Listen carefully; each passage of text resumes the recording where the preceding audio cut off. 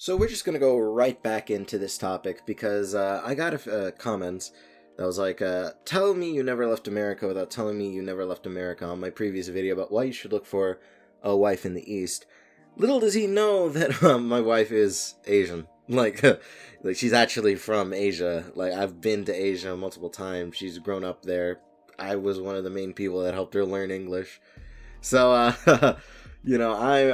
a practice what I preach type of guy. I'm never gonna go ahead and teach you something that I don't personally think that I should apply myself, unless you're in very specific circumstances that I think don't apply to me. So I kind of wanted to go ahead and touch a little bit on how I found like my wife, and kind of like address some of like the more naysayer points. Because quite frankly, we don't really want the type of people that will write it off. So we'll address that first. So the type of people that are like, "Oh my god, but it's female nature. Oh my god, but it's just how women work." It's like, how do you think that your ancestors did it? Do you think they all just like were blue-pilled cocks that just like ate it? Do you think that they all were just like pussies that just wanted to, simp for whatever woman that they had? No, of course not. Like, why would anybody want to do that, really? This is like a modern invention. Normally speaking, women were a lot more, submissive, and they really cared about the guy that they were with. You can go in and argue that, like, their selection criteria, etc., have been the same, and that women have always liked that type of masculine urge, and that perhaps there were bad women around there that perhaps would monkey branch, like if you were a peasant and, a king came around and wanted to be with them, that they'd leave.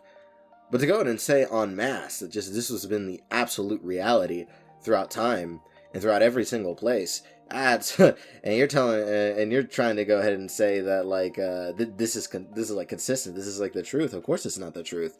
It's just that you have to adjust what you do in order to fit the current day and age. You have to adjust. Like the West has normally been like the bastion for this type of like progress and this society where everything is great. Everybody wants to come here, and our men are seen as productive and strong, and our women as feminine and desirable. But that's kind of like been flipped on its head now. Right now, nobody necessarily knows what they're doing, and so of course, when women are fed a bunch of feminism, and of course they're like the lesser sex that has issues really comprehending what that means for quite a few of them, like the vast majority, they're going to fall for it en masse, and especially when society pressures them to do it. But that's why you go to societies where that's not the case, and you get a woman who has those types of influences that goes against that, and you get a woman who's relatively intelligent to see through that. You have to adjust. Now, of course, I could get a lot of views and be just this doomer that tells you, no, there's no adjusting. No, there's no way you're gonna get a good woman. No, oh my god, just give up right now. It's horrible. And I'd get tons and tons of views and tons of likes, but I'm not gonna tell you that because I've lived my life. I'm not gonna allow you guys to suffer and be lonely when I have an amazing wife, when I've been married and I've known her. I've been married since I was 20 and I've known her ever since I was 18 years old. I can tell you for a fact that these types of things can happen. It's just, again, you have to be open to alternatives. You have to be open towards other ways of doing things if you want to actually make something work.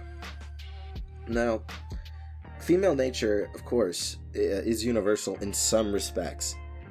Like, women are going to like different things. I'll probably make a video on that topic.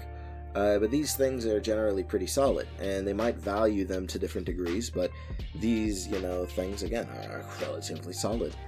And men value their own things too. But to go ahead and then blanket that by stating that this toxic form of femininity is the norm, or is something that is going to be expected, is ludicrous. It's quite frankly ridiculous, erroneous, whatever fucking synonym you want to put for wrong. It's there's no way you could take that point seriously. Now, of course, there's probably going to be like other statements like, oh, the girls in the East will just want you for your money, and that's exactly why I told you specific ways to try to avoid that and to be very selective about who you marry over there. Again, I'm not stating that it's going to be a fucking gold mine where every single person's going to go and get exactly what they want. I already told you have to be, a decent guy going into it already.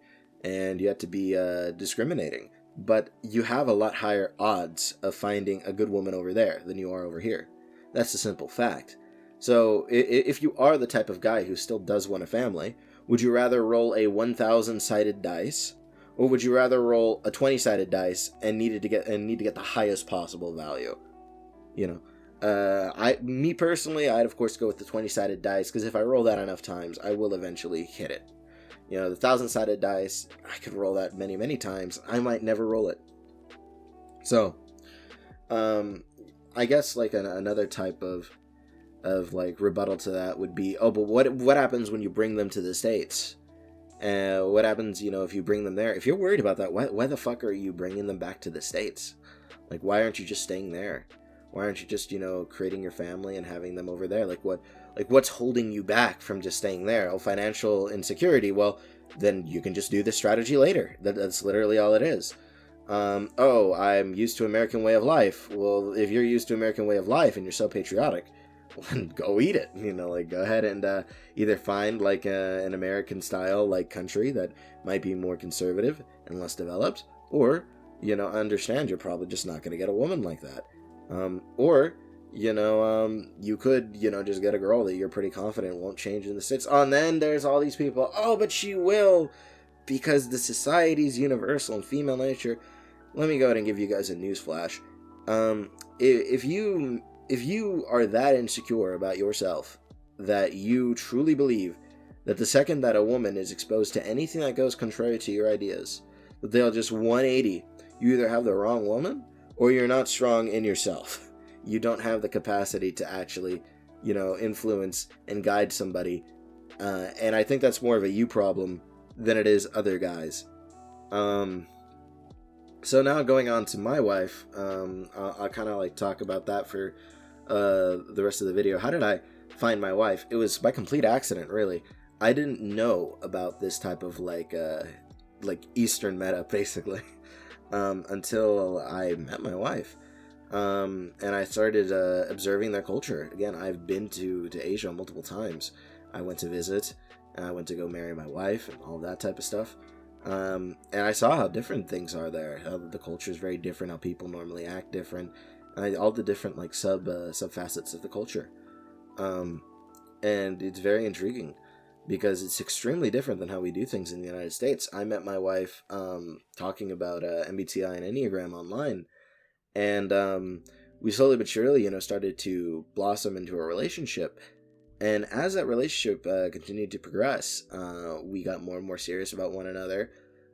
We both, you know, helped each other grow as people, and it was a very healthy, you know, relationship that basically made me into a lot better of a man than I was before I met her.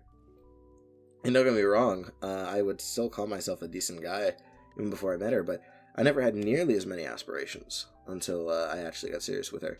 Well, isn't that a you problem, man? Like, can't you just be on your own MGTOW grind set? Well, newsflash, motherfucker. A lot of the times, guys maximize their potential when they're around the women that they're with. You know, and there's a reason why a lot of, you know, prominent figures in history had either women that were very supportive or women that helped them do it. And so, like, going forward, we kept on communicating with one another. I ended up visiting multiple times. I ended up getting married to her over there. By the way, to all you guys are just like, oh my god, no, she'll leave and hurt me and take all my shit and divorce me. There's no divorce in the Philippines. So, like, if you're looking for a country that doesn't have divorce, you know, you might want to look there. Of course, if you go to the States, there's going to be divorce. But if you don't go back to the States and you just stay there, well, again, there's no such thing as divorce. And they look at that thing harshly. But of course, I don't know that because I haven't been out of Asia. So, you know, of course, because I haven't been out of America, I mean, of course, yeah, no. So then I went to the Philippines, like again. And, you know, I went to go ahead and, like, talk to her folks, you know, get to know, you know, her family, have basically a good time. I got to see a lot of the country, especially the Northern Islands. And again, it was plenty of fun, like lots of fun. And I will put it in no uncertain terms. Everything is different when you go there. Like I've had, trips, to different points of Asia. Like I've been to, for instance, Korea, and again, even there, everything is different. I definitely wouldn't necessarily compare it to the Philippines, but I would say that the culture and their way of doing things in their life is markedly different from the United States, and the women are very different than American women. Take that as you will. Again, I am telling you from my own personal experience because I want the people around me to succeed. Again, if you were just gonna be a doomer, feel free to fucking leave. I don't want you. I want the people that genuinely do want to make something out of their lives. So, yeah, that's basically like my 2 cents. I don't want to go in and go on rambling. I just kind of want to hit that, TLDR. I'm still married to my wife, known her since I was 18, never been happier, never have gotten more done, never have been more productive, never have maximized myself to any type of potential even close to this before I met her. I have been outside the country, I can tell you. Female nature, while it is universal, doesn't manifest in the same way. Stop making excuses. You can become the best version of yourself. You can find, that type of woman that you've subconsciously or consciously always wanted, but keep telling yourself that you can't get. Stop listening to all these, red pill guys that try to go ahead and make women into basically just objects for your use. I'm gonna give you, the actual original red pill advice from people that would relatively hold similar positions, not necessarily the same but similar, like Gonzalo Lira. Again, if you don't like that, that's not your audience. I wanted to do something similar to Coach Red Pill. And so yeah, you guys have a good one. Thanks for watching the video. Don't forget to like, subscribe, comment. Go ahead, try to debate me or do anything like that, and I will probably make a video responding. You have a good one.